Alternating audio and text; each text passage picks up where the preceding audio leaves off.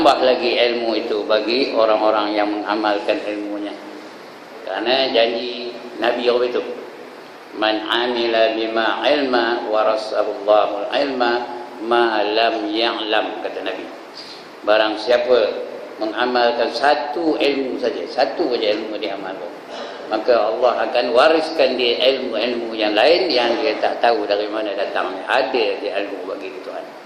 Syaratnya ilmu yang kita tahu tu kita amalkan dalam hidup kita. Ya. Barulah kita dapat ilmu-ilmu yang lain. Ya.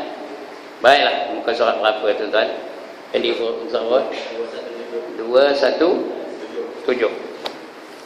217. Kelebihan doa. Masih lagi bab doa ya. 217. Alright. Tahu mana?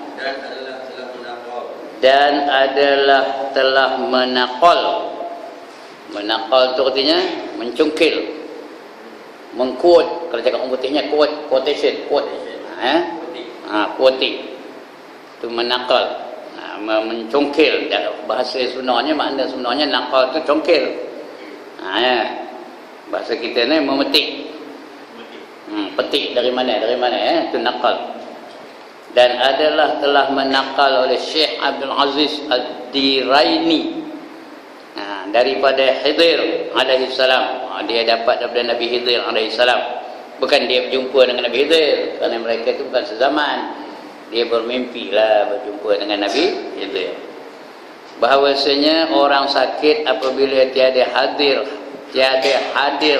ajalnya, belum lagi nak sampai ajal, dan mendoa ia dengan doa ini pagi petang 7 kali, dari pagi sampai ke petang. Bukannya mesti 7 kali sekali round dah. Pagi sampai petang tu 7 kali. Nescaya diafiatkan. Apa dia diafiatkan? Disejahterakan, disembuhkan penyakitnya oleh Allah Ta'ala, iaitu Allahumma la tusmit a'da'i bidai waj'alil Qur'anal azim shifai wa dawai fa anal alilu wa antal mudawi. Itu doanya. Ya Allah ya Tuhanku, Allahumma tu ya Allah ya Tuhanku, la tusmit a'da'i bidai, janganlah biarkan musuh-musuhku bergembira dengan penyakitku. Jangan bagi musuh aku gembira dengan penyakit aku ni. Kalau aku padam, lagi gembira musuh aku ni. Jangan biarkan musuh aku gembira dengan penyakit aku ni. Dan jadikanlah Al-Quran yang mulia itu sebagai ubat dan penawar diriku. Quran tu boleh jadi sebagai ubat. Macam-macam ubat boleh. Ayatul Kursi itu boleh jadikan ubat apa penyakit pun boleh. Ujung tu bila kita baca wala ya'uduhu hifzuhuma wa huwal aliyyul azim. Artinya apa? Bagi Allah tidak ada masalah untuk mentadbir langit dan bumi. Termasuklah menyembuhkan penyakit. Bagi Allah susah ke senang nak menyembuhkan penyakit? Senang. Tak payah jadi doktor. Allah tu memang doktor yang paling hebat. Kita baca Quran tu, kalau Allah izinkan, sembuhlah penyakit tu. Yakinlah ya. Jadikanlah Al-Quran yang mulia itu sebagai ubat dan penawar diriku. Sesungguhnya akulah yang sakit dan engkaulah penawarku. Engkau siapa? Allah lah penawar. Tuhan tu penawar aku. Aku ni sakit, kamu boleh sembuhkan penyakit aku. Itu bukannya berserah diri buta aja, minta dengan Allah supaya disembuh penyakit. Ikhtiar dah tahu. Berdoa tu salah satu dari cara berikhtiar. Bukan Jabariyah lantah lah, nak mati lah, nak idah itu Jabariyah. Kita bukan Jabariyah, kita ni Ahlus Sunnah wal Jamaah. Bila sakit berdoa. Kalau tak ada ubatnya, doa lah, itu ubat yang paling mujarab.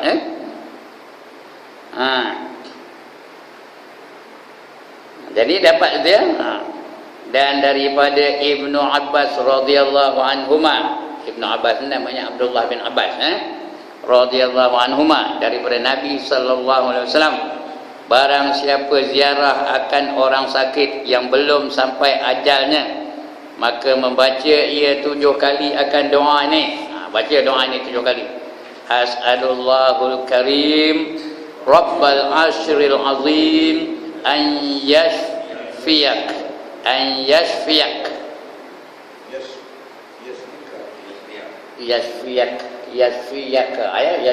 boleh berhenti Aku mohon kepada Allah yang maha mulia. Ya, as'alu tu aku minta. As'alullah, aku minta kepada Allah. Al-Karim tu yang mulia, ya, Allah yang mulia. Rabbal arsh, Tuhan aras ni, Tuhan yang ampuna aras. Al-Azim, yang maha besar.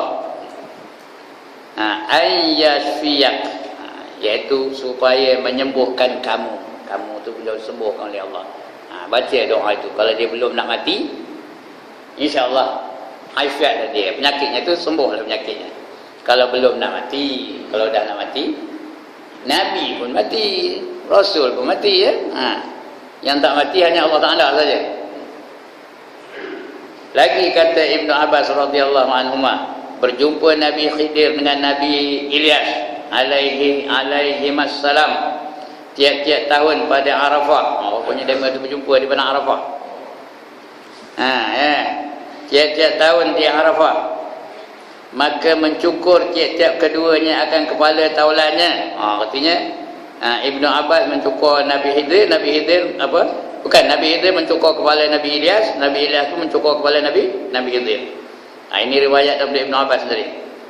Maka mencukur tiap-tiap keduanya akan kepala taulannya. Taulan tu artinya apa? Kawannya.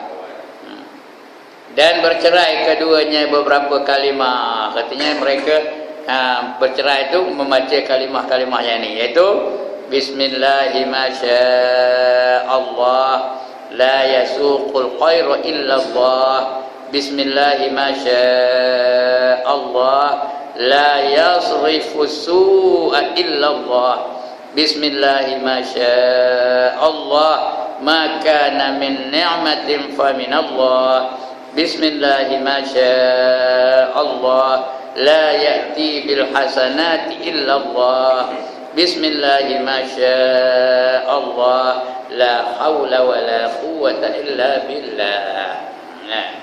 Tu bismillah dengan nama Allah. Apa saja kebaikan yang kita buat, mulakan dengan Bismillahirrahmanirrahim, dengan nama Allah. Bismillahirrahmanirrahim, la yadurru ma'asmihi syai'un fil ardi wala fis sama' wa huwas sami'ul alim. Dengan nama Allah, sebut je nama Allah. La yadurru, tidak akan mudarat. Syai'un, apa saja tidak akan dapat mudarat. La yadurru ma'asmihi syai'un, tidak akan mudarat yang menyebut nama dia setiap kali, apa saja tidak akan mudarat. Fil ardi wala fis sama', pada bumi ataupun pada langit tidak akan jadi mudarat. Di bumi pun tak ada mudarat, di langit pun tak ada mudarat. Kerana Allah itu maha mendengar lagi maha mengetahui. Ini boleh try ni. Saya sudah mengalaminya. Balik kampung, mesin rumput. Tahu mesin rumput dengan mesin yang itu dah, yang pegang mesin rumput tu. Dusun Royan. Mesin dusun Royan nak apa buat Royan. Kononnya kampung tu. Kebun. Tengah elok mesin tu dia bulu di penyengat. Bukan seekor tau. Di bulunya. Itu boleh saya baca Bismillahirrahmanirrahim, la yadurru ma'asmihi syai'un fil ardi wala fis sama' wa huwas sami'ul alim. Ketika itu bukan letak sakit juga, tapi tak adalah bengkak-bengkak. Tahu ke bengkak-bengkak? Itu dia baca itu. Itu sudah terbukti, saya sudah mengalaminya. Jadi banyak baca Bismillahirrahmanirrahim, la yadurru ma'asmihi syai'un fil ardi wala fis sama' wa huwas sami'ul alim. Pernah satu ketika dalam riwayat, seorang sahabat namanya Khalid Ibn Walid. Ada pernah dengar nama ni? Khalid Ibn Walid. Dia pedang Rasulullah. Dia ambil segelas hayur. Dalam tu ada racun. Dalam hayur tu bercampur dengan racun. Dia pun baca bismillah, dia nak tunjuk pada orang kafir tu kehebatan Allah Ta'ala, kekuasaan Allah Ta'ala, dia nak tunjukkan. Bukan dia bangga diri dah, dia nak tunjukkan bahawa Islam itu sempurna, dia nak tunjukkan bahawa Allah itu berkuasa atas sesuatu. Dia bacanya bismillahirrahmanirrahim, la yadurru ma'asmihi syai'un fil ardi wala fis sama' wa huwas samiul alim. Dia pun minum air tu. Apa dia? Nak yakinlah. Siapa hendak lepas ini kan try lah. Cari suka getah ke apa ke? Betul baca. Bismillahirrahmanirrahim, la yadurru ma'asmihi syai'un fil ardi wala fis sama' wa huwas samiul alim. Kalau nak try lepas ni kan bolehlah try. Tapi akidahnya mesti macam akidah Khalid ibn al-Walid. Ibadahnya mesti macam ibadah Khalid ibn al-Walid. Kalau tidak, entahlah. Esok apa? Esok kita berdoa lah, Allahumma ighfir lahu warhamhu wa'afihi wa'fu anhu. Jadi susahlah ikut cakap tu buku malam ni. Jangan dibuatlah. Ini nak menceritakan doa tadi tu, kekuatan doa ya. Jadi ini juga bismillah ni, bismillahirrahmanirrahim, dengan nama Allah, ya, semuanya dengan kehendak Allah, masya Allah, apa saja yang Allah hendak. La yasuqul khaira illa Allah. Tiada yang menarik kebaikan melainkan Allah. Itu la yasuqu. Tidak ada yang boleh menarik kebaikan melainkan Allah. Tidak ada siapa yang boleh membawa kebaikan. Al-khair itu baik ya. La yasuqul khair illa Allah. Tiada siapa yang boleh membawa kebaikan melainkan Allah Ta'ala. Lepas itu baca lagi bismillahirrahmanirrahim. Dengan nama Allah apa? Dengan nama Allah, semuanya dengan kehendak Allah. Apa dia? La yasrifu su'a illa Allah. Semuanya tiada yang menolak kejahatan melainkan Allah Ta'ala. Yang boleh menolak kejahatan hanya Allah Ta'ala saja, lain tak boleh. Baca lagi bismillahirrahmanirrahim. Maka min ni'matin fa min Allah. Dengan nama Allah, semuanya dengan kehendak Allah, segala kenikmatan adalah daripada Allah. Nikmat yang kita terima sekarang ni siapa bagi? Allah yang bagi. Cuma kita tak berapa perasan. Tak berapa perasan nikmat tu sebagai nikmat. We just take for granted only. Sehingga hilang nikmat tu, baru terasa, baru sedar. Bila sedar nikmat mata, bila sedar nikmat mata tu sebagai nikmat, bila udah buta baru sedar mata tu sebagai nikmat. Bila sedar telinga tu sebagai nikmat, bila udah atas pekak apa? Bersalah atas pekak apa? Orang gajah kata atas pekak apa? Labang. Bila udah labang, barulah sedar telinga itu sebagai nikmat. Tahu ke razak labang? Orang tak tahunya itulah. Dia pun tak tahu. Ya. Labang. Bila labang tu atas dari pekak tau. Itu labang. Ya. Baru sedar mata itu sebagai nikmat. Bila sedar rambut itu sebagai nikmat, bila sedar rambut itu sebagai nikmat, bila udah botak kepala tu, baru sedar rambut itu sebagai nikmat. Jenuh mencari minyak sapi melubur kepala tu, haram juga mau tumbuh rambut. Itu dia nikmat ya. Lampu ni nikmat ni. Bila sedar tetapi padam terang, baru sedar ni sebagai nikmat. Begitulah. Fa maka min ni'matin fa min Allah. Tidak ada nikmat melainkan dari Allah Ta'ala. Bismillahirrahmanirrahim. La ya'ti bil hasanati illallah. Dengan nama Allah, semuanya dengan kehendak Allah. Itu sekali nikmat tadi, dengan nama Allah, semuanya dengan kehendak Allah. Apa dia? La ya'ti itu. Tiada yang mendatangkan kebajikan melainkan Allah. Nak datang kebajikan pun Allah juga. Lagi maknanya bismillahirrahmanirrahim la haula wala quwata illa billah. Kata apa? Dengan nama Allah, semuanya dengan kehendak Allah, tiada daya dan upaya melainkan dengan izin Allah. Izin tu ada tulis izin tu, dengan izin Allah. Maknanya betul lah, melainkan dengan Allah, tapi izin tu faham tu ya, dengan izin Allah. La haula, tidak ada daya, wala quwwata, tidak ada kekuatan, illa apa? Melainkan billah, dengan Allah. Tapi itu maknanya, tapi fahamnya dengan izin Allah. Kalau dengan izin Allah semua boleh jadi. Maka barang siapa membaca akan dia pagi-pagi, petang, tiga kali. Ini nak sekali baca 3 kali. Pagi 3 kali, petang 3 kali.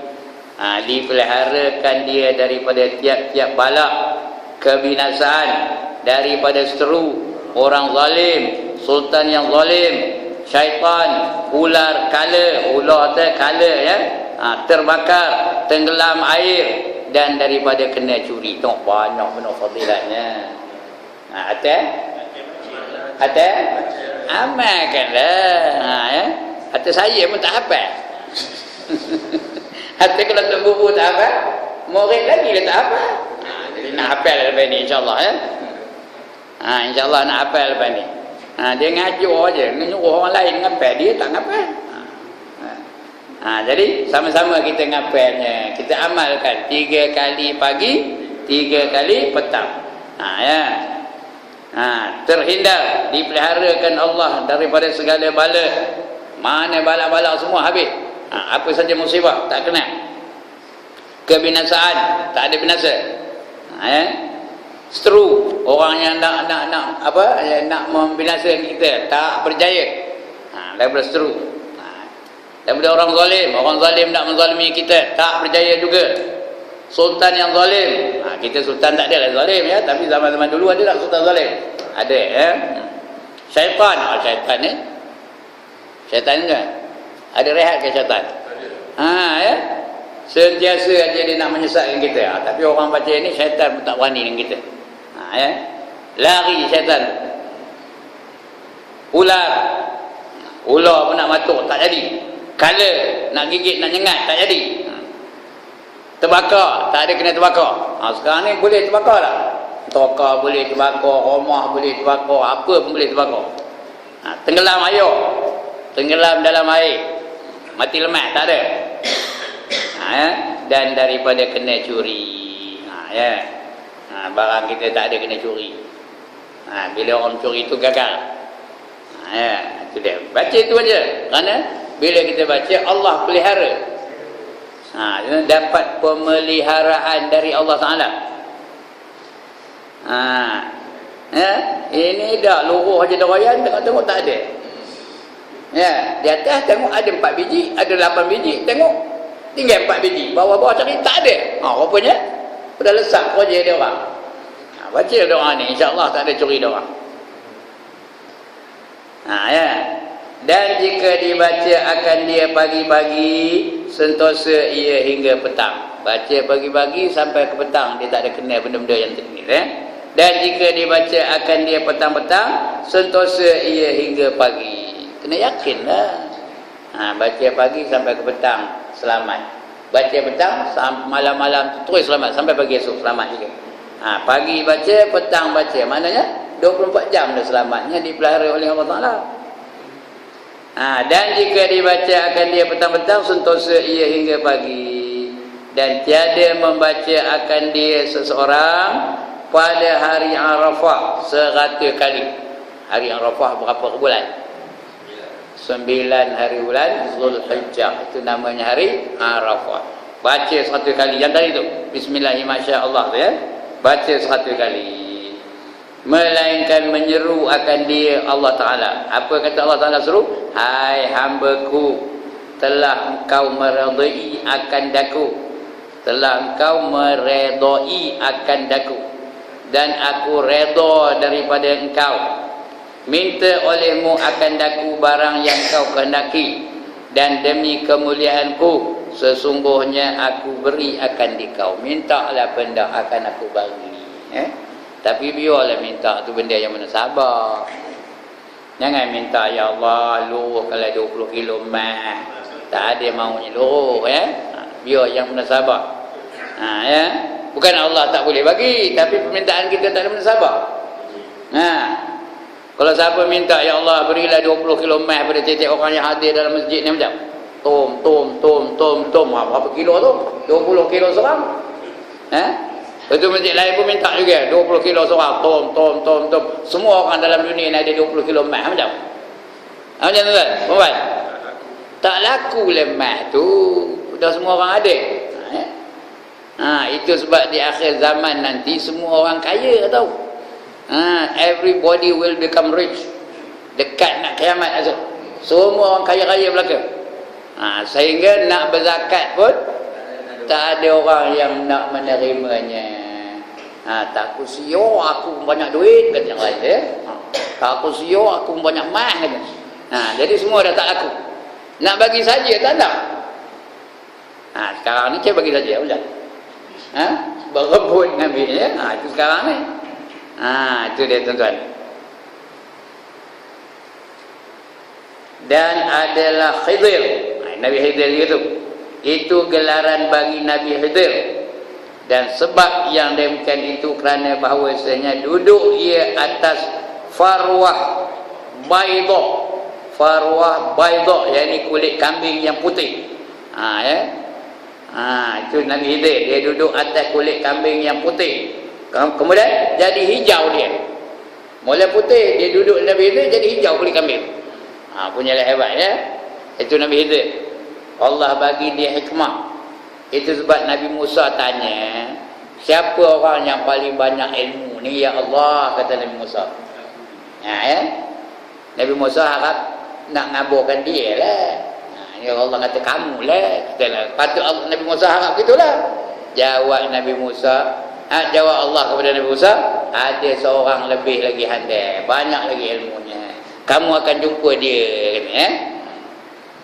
Cari jumpa Nabi Khidir. Itu yang dia nak menuntut ilmu dengan Nabi Khidir tu. Jumpa Nabi Khidir, ditanya, bolehkah saya menjadi murid kepada Tuhan? Kata dia ngabur Nabi Khidir. Kata dia nak apa? Kata dia Nabi Khidir, boleh, tapi ada syarat. Apa syaratnya? Kamu jangan bertanya, kata dia Nabi Khidir kepada Musa. Apa saja aku buat, jangan kamu sekali-kali bertanya. Aku tahulah apa yang aku nak buat. Kamu tak ada hak nak bertanya kepada aku, katanya. Dia ngakulah janji, okay, I agree, gitu dia. Aku akan ikut arahan kamu, aku tak akan bertanya, katanya. Berjalanlah mereka berdua. Jalan. Udah nak nyeberang sungai, tak ada kenderaan. Minjam sampan orang kampung tu. Orang kampung tu baik pula, sampan tu baru pula tu. Minjam dibagi di orang kampung tu. Mereka pun menyeberang dari sungai dengan sampan yang dipinjam daripada orang kampung tu. Sampai seberang sana, datang Nabi Khidir ambil kayu tajam, ditebuknya lubang pada sampan tu. Tenggelam dah sampan tu, dah berlubang. Nabi Musa molek terkejut. Apa hal kamu ni? Udahlah orang tu nolong kita. Orang tu dah bagi pinjam, tiba-tiba tebuk pula sampai ni sampai tenggelam. Tak masuk apa namanya, kamu tak ada apa, tak mengenangkan jasa kamu ni. Nabi Khidir ingatkan balik, kan aku dah kabur, kamu jangan bertanya kepada aku apa yang aku buat. Baru sedar, sorry. Aku tidak bertanya lagi, kata. Dah. Sorry, kata Nabi Musa. Okey, Nabi Khidir lepas ke Nabi Musa. Berjalan lagi. Jalan sampai tempat buangan sampah. Orang buang sampah situ. Datang Nabi Khidir, didirikannya tembok yang amat cantik pula tu, dibuat di sini tembok tu dari bawah sampai ke atas. Punyalah cantik. Terkejutlah Nabi Musa, apa hal kamu ni nak buat tembok, cari di tempat lain, kenapa tempat buangan sampah pula? Kan kamu dah janji tak nak bertanya tadi. Baru ngaku balik Nabi Musa. Tidak, aku tak tanya lagi kamu, katanya. Jalan lagi. Bila jalan, jumpa pula seorang kanak-kanak yang sangat cantik. comel je kanak-kanak. Datang Nabi Khidir bunuh kanak-kanak tu. Mulalah Nabi Musa ngamuk. Itu tak tahan dia. Bunuh orang. Kemana? Siapa lalu nengok orang kena bunuh? Ini Nabi Musa tu lah dia ngamuk tu. Apa yang kamu ni budak begitu cantik, begitu molek, begitu comel kamu bunuh? Kan kamu janji tak nak nanya lagi. Aku tak peduli, kata Nabi Musa. Dah marah dia. Aku tak peduli, aku mesti tak penjelasan juga. Selepas hari ini kamu bukan lagi jadi murid aku, kata dia Nabi itu. Kamu tak ada lagi jadi murid aku, kata. Tuan-tuan boleh baca ni. Baca Quran surah Al-Kahfi. Tahu ke surah Al-Kahfi? Ada cerita Nabi Khidir dan Nabi Musa. Ada pun sampan yang aku tebuk tadi, aku tebuk kerana di situ banyak perompak-perompak yang kerjanya nyamun sampan. Kerjanya bila ada sampan baru disamunnya, bila ada sampan baru disamunnya, ya. Jadi aku tebuk dia biar tenggelam. Bila tenggelam tak adalah nampak dia mah. Esok bila dia dah lalu tu, kamu tembulkan balik sampan tu, bolehlah ditampal balik. Tak adalah banyak ruginya. Habis kepin papannya. Oh ye ke, kata Nabi Musa. Kata Nabi Khidir. Ada pun aku dirikan tembok di tempat buangan sampah tu kerana di bawah itu ada harta peninggalan pusaka daripada nenek moyang seorang pemuda tu. Ada seorang pemuda dia nak mencari harta pusaka, ya, nak bagi tanda tempat itu didirikannya tembok tu. Rupanya di bawah itu harta pusaka yang ditinggalkan oleh nenek moyang orang tu. Ya, tempat buangan sampah tu. Bila dia korek-korek ada lah. Ada pun budak kecil yang aku bunuh tu, ya, dia nanti bila besar menjadi anak yang derhaka. Anak yang derhaka kalau mati ke mana pergi ya? Masuk neraka. Aku tak nak dia masuk neraka. Aku hendakkan dia tu masuk syurga. Sebab itu aku bunuh. Kanak-kanak kalau mati kecil macam masuk syurga lah. Ya. Kalau mati kecil, kapio masuk syurga. Lebih pergi anak orang yang beriman, ya. Anak kapio kalau mati kecil masuk syurga dia dah. Masuk syurga jadi pembantu ahli syurga. Dipanggil wildan. Ya. Itu dia. Oh iya ke, kata Nabi Musa. Itulah kabar kamu, jangan tanya, kata Nabi Khidir. Lepas ini kita putus hubungan. Bukan aku ni bukan guru kamu lagi, kamu bukan murid aku lagi. Jadi mereka berpisah lah lepas itu. Itu dia cerita Nabi Khidir dengan Nabi Musa. Ya. Adalah Khidir itu gelaran bagi Nabi Khidir. Dan sebab yang demikian itu kerana bahawasanya duduk ia di atas farwah bayda, yakni kulit kambing yang putih, maka jadi hijau ia. Katil, apa dia katil? Kata demet. Itu katil ya. Tak tahu siapa yang cakap til. Kata demet. Til tu. Ya, kalau kita baca kitab tua kita akan jumpa qila wa qala. Berkata mereka dengan kata-katanya. Sebab hijau tumbuh-tumbuhan pada tempat ia duduk pada bumi. Dan namanya Balya ibnu Malakan bin Falih ibnu Syalih bin Arfakhshad ibnu Sam ibnu Nuh. Dia ni keturunan daripada Nabi Nuh, ya. Apa tadi, kulit kambing tu kepunyaan mula-mula siapa? Kepunyaan Balya ibnu Malakan pula ibnu Falih pula ibnu Syalih pula ibnu Al-Fakhshad ibnu Sam ni anak Nabi Nuh. Dia ni dihidupkan oleh Nabi Isa alaihissalam. Ketika orang kafir, orang yang tak beriman dengan Nabi Isa, nanya ataupun menguji Nabi Isa, kamu kata kamu Nabi je, kamu kata kamu Rasul je, cuba tunjukkan pada aku satu mukjizat. Dia nak tengok Nabi Isa tu mukjizat macam mana. Boleh, kata Nabi Isa. Kamu nak tengok apa? Coba kamu hidupkan orang yang dah mati itu tu, kubur ada orang. Kebetulan kubur tu kubur Sam bin Nuh, anak Nabi Nuh. Coba kamu hidupkan dia semula. Boleh tak? Kalau betul aku akan beriman dengan kamu. Nabi Isa pun pergi ke kubur tu. Dia tahu itu kubur anak Nabi Nuh. Dia pun laung lah, panggil lah. Seru dia. Sam, oh Sam. Sam, oh Sam. Bangkit, kata. Bukan Sam ini ya. Itu Sam anak Nabi Nuh. Sam, oh Sam, bangkit kata. Tu roh bumi agak je lah. Itu cerita saya itu ya. Bumi tu roh bangkit Sam bin Nuh. Siapa pula menggerakkan aku ini, kata Sam. Ya. Kau mau tahu tak, kata dia, aku telah mati 3,000 tahun yang sudah. Sampai sekarang masih terasa lagi sakit mati aku. 3,000 tahun tak hilang sakit mati tau. Sebab sakit yang paling sakit ialah sakit mati. Raja segala kesakitan, sakit mati lah. Sam bin Nuh tu 3,000 tahun dah mati, masih terasa sakit matinya. Itu hebat sakit mati. Cuma dia nak ngabur pada kita tak boleh. Tapi Nabi-Nabi ada ngabur sakit mati ni. Kata Nabi Muhammad, sakit mati itu seperti seseorang ditetak dengan pedang sebanyak 300 kali tetak. Sambil lalu nahan 300 kali. Tok. Berapa kali? 300 kali. Kata Nabi Ibrahim, kata Nabi Ibrahim, sakit mati itu seperti seorang yang seorang memegang besi yang merah yang sudah disepuh dengan api merah kan, kemudian dicelup dengan bulu yang basah. Bunyi tak? Itu bunyi itu sakit mati. Kontras tu antara sejuk dan panas. Itu kata Nabi Ibrahim. Tapi yang lebih jelas lagi kata Nabi Musa alaihissalam, bahawa sakit mati itu seperti kambing diseliat hidup-hidup. Itulah dia sakit mati. Teruk ke senang? Itu sakit mati. Semua nak merasa ni tahu. Everybody will experience sakit mati. Semua akan merasa. Tak kira lah siapa dia.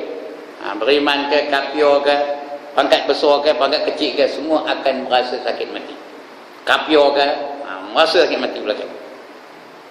Cuma bagi kita orang beriman ni, terimalah berita gembira ini, bahawa sakit mati itu kalau Allah datangkan kepada kita, itu tanda Allah nak menghapuskan dosa-dosa kita, menjadi kafarah kepada dosa-dosa kita. Tahu? Nak dihapuskan dosa kita, itu disakitkan mati itu. Dengan syarat dia beriman dan dia sabar menghadapi sakit mati. Macam? Ada juga orang kafir tu mati yang tak sakit. Supaya dia nanti tak boleh mendakwa di akhirat. Dia tidak dapat minta apa-apa dengan Allah Ta'ala. Di akhirat besok, bila dia minta pahala, orang kafir tu di dalam dunia ni banyak membuat kebajikan. Banyak buat kebajikan, bagi masjid lah, derma kepada masjid lah berpuluh-puluh ribu ringgit. Betul tulis dia gambar tu, ini diderma oleh Tang Long Leng umpamanya. Esok dia minta pahala dengan Tuhan. Apa jawab Tuhan? Orang lain semua matinya sakit belaka, kamu aku bagi mati senang aja. Jadi maknanya kamu dah terima pahala tu di dunia lagi. Pahalanya kamu dah terima di dunia. Orang lain menderita kesakitan nak mati, kamu tak ada sakit. Oleh yang demikian, aku dah balas kebajikan kamu di dunia lagi. Therefore you go to hell. Tak ada lagi nak dapat nak minta nak pergi ke syurga. Tak ada pahala dah. Pahala dah dapat di dunia. Itu sebab ada orang kafir tu dia matinya senang, tak ada sakit pun. Itu dia sebab disakitkan mati itu, kerana dia merupakan kafarah bagi dosa-dosa. Baik. Dan barang siapa mengetahui akan nama Nabi Khidir dan nama bapanya, mewajibkan mati di dalam iman. Siapa pun tak tahu nama Nabi Khidir, bapaknya Khidir bin apa? Entah, saya pun tak tahu. Carilah mana-mana dalam internet ke mana, saya nak cari dah ni kalau ada. Nabi Khidir dan juga Nabi bapaknya. Nama sebenar Nabi Khidir apa? Saya pun tak tahu. Kalau dia tahu, wajiblah dia mati dengan iman. Dia beriman. Atau perlu tahu ke? Tak perlu. Sekurang-kurangnya kita betulkan akidah kita. faham apa maknanya tauhid rububiyah, faham apa maknanya tauhid uluhiyah, faham apa makna tauhid al-asma, faham apa makna tauhid as-sifat. Bila faham empat-empat jenis tauhid ni, berimanlah tu. Kemudian faham nama-nama malaikat-malaikat yang 10 tu paling kurangnya, dengan detail. Faham tugas-tugas malaikat tu, itu artinya berimanlah tu. Rukun iman yang 6 tu dia tahu semua. Faham nama-nama rasul-rasul yang 25 tu pun kena hafal dah, faham je dah. Bila sebut nama tu dia tahu itu rasul. Sebut nama apa? Ibrahim, rasul ke dah? Tahu boleh tu. Sebut nama Sulaiman, rasul dah? Rasul lah tu. Sebut nama Harun, rasul dah? Rasul lah tu. Sebut nama Hamdan, rasul dah? Tahu lah tu. Sebut nama Hisham, rasul dah? Bukan juga. Dah faham yang tu dah tu. Sebut nama Zakaria, rasul dah? Zakaria rasul ke bukan? Rasul lah. Nak yang tu bukan mesti hafal dah. Dia boleh identify. Tahu identify? Boleh kenal. Ini rasul, ini bukan rasul. Sebut nama Ibrahim Istar, rasul ke? Istar tu tak ada. Tak ada dah. Tu dia. Jadi tapi kalau dapatlah kita nama bapa Nabi Khidir dan nama dia yang sebenarnya, wajib dia beriman. Artinya Allah akan pelihara imannya. Orang beriman tu ada ke dia ninggalkan sembahyang? Dia tetap akan mengerjakan yang disuruh dan meninggalkan yang dilarang. Itu jaminan dari Allah Subhanahu wa taala. Baik, kemudian ada doa lagi pula. Doa Syekh Ma'ruf Al-Karhi. Kata Muhammad Ibn Hasan, berkata bagiku Ma'ruf Al-Karhi rahimahullahu ta'ala, tiadakah aku ajar akan dia 10 kalimah, 5 bagi dunia dan 5 bagi akhirat. Ada 10 kalimah, 5 di dunia, 5 di akhirat. Barang siapa mendoa dengan dia akan Allah Azza wa Jalla, nescaya mendapat ia akan Allah Ta'ala di sisinya. Aku kata surat olehmu akan dia, tulis olehmu akan dia. Katanya tiada aku surat, aku tak nak tulis, tetapi aku ulang-ulang akan dia atas engkau, seperti mengulang akan dia atasku oleh Bakar bin Khunais rahimahullah ta'ala. Aku tak nak tulis, tapi kamu dengar aku baca banyak kali. Kamu ikut aku baca tu, aku ulang-ulang, kamu ikut. Seperti aku dapat doa nak itulah daripada siapa tadi? Daripada Bakar bin Khunais. Macam itulah kamu terima. Orang dulu orang itu macam mana dia dapat satu-satu ayat, satu-satu doa tu, begitulah dia bagi kepada orang lain. Kalau dapat melalui tulisan dia akan tulis. Kalau tidak, tak ada. Kamu hafal. Aku pun kata hafal ni, macam tu. Itu apa doanya?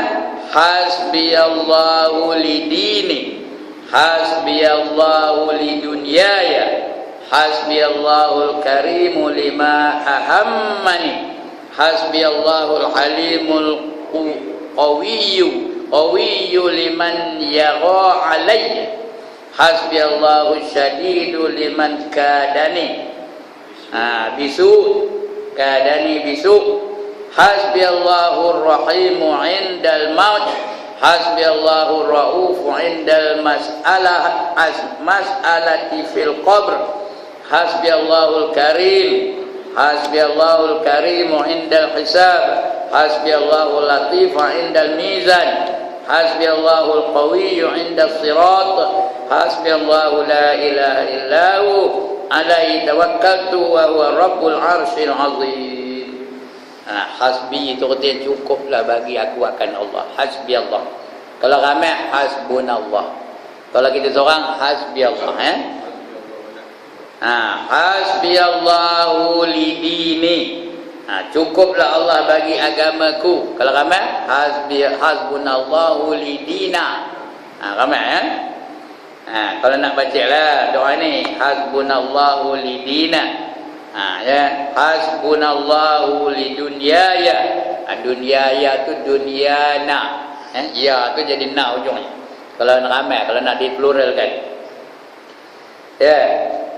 Hasbiyallahul karimu lima ahammani. Ahammani itu jadi apa? Ahammana. Hasbiyallahul halimul qawiyyu liman yagha alayya. Alayya jadi apa? Alaina. Ini maknanya. Cukuplah Allah buat agamaku, cukuplah Allah buat duniaku, cukuplah Allah yang pemurah buat apa saja yang aku mahukan. Cukuplah Allah yang penyantun lagi perkasa buat menahan siapa yang mahu anaya kepadaku. Serah diri kepada Allah, Allah akan pelihara dia. Ya, cukuplah Allah yang pendinding terhadap siapa yang mahu melakukan kejahatan kepadaku. Serah diri kepada Allah, siapa yang nak buat kejahatan pada diri dia. Ya. Cukuplah Allah yang pengasih untuk menjagaku ketika aku menghadapi maut. Kita dekat nak mati tu, ya, ada berbagai-bagai dugaan. Orang nak mati ni paling kurangnya ada empat masalah yang dihadapinya. Yang pertama sakaratul maut. Yang kedua,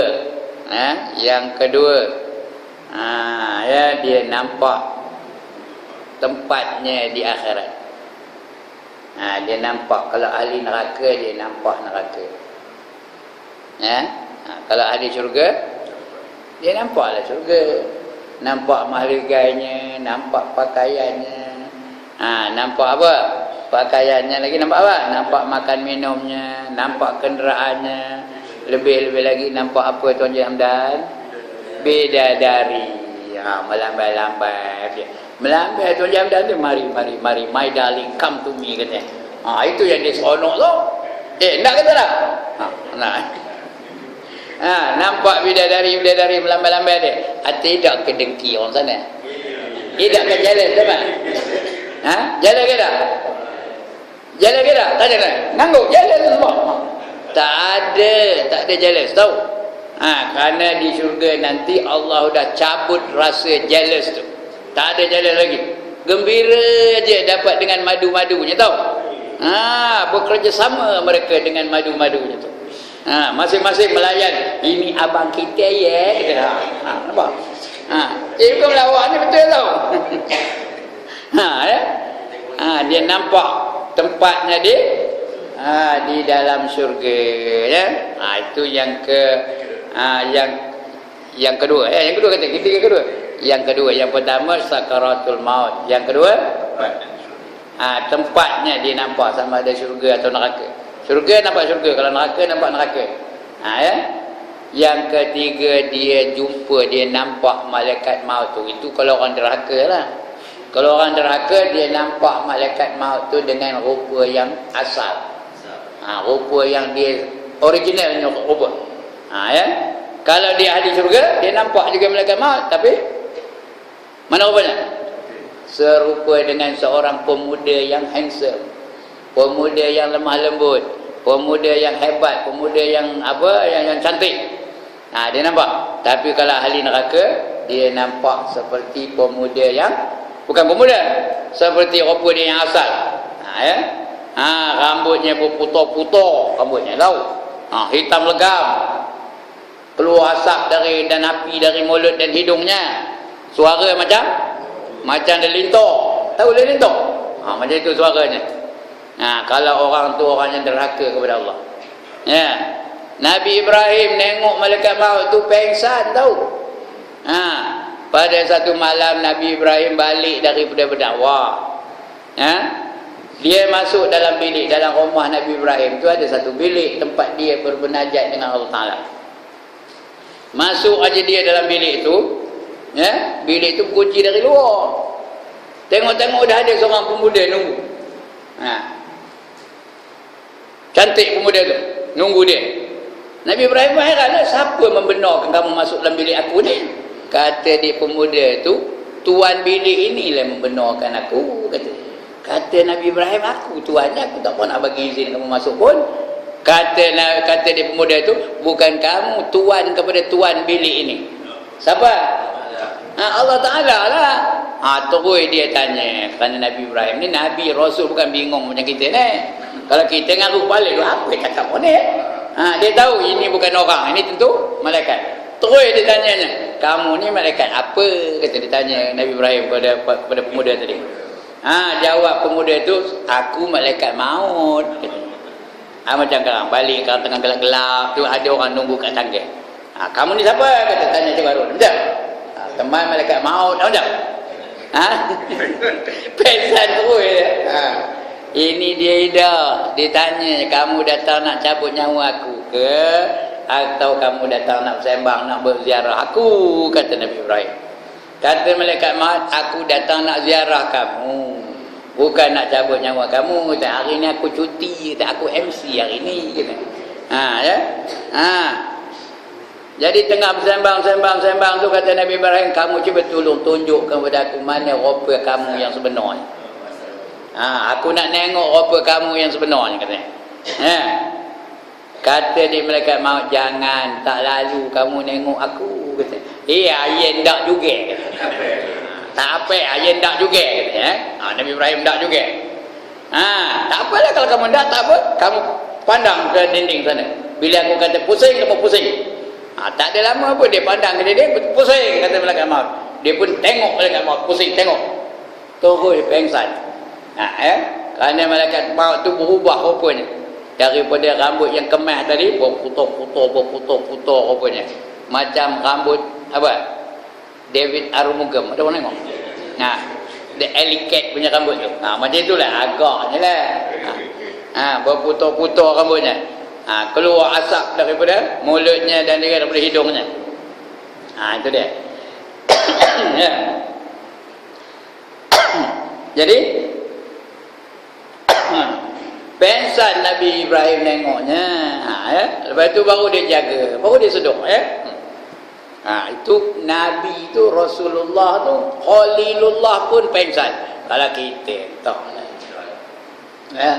Kalau kita entahlah, balik-balik kalau dah nunggu dekat pintu macam. Tambah gelap pula sikit. Itu dia. Malaikat maut, nampak dia rupa malaikat maut. Yang ketiga. Yang keempat yang dihadapi oleh orang nak mati, dia berhadapan dengan tipu daya iblis. Kerana iblis tu cara terakhir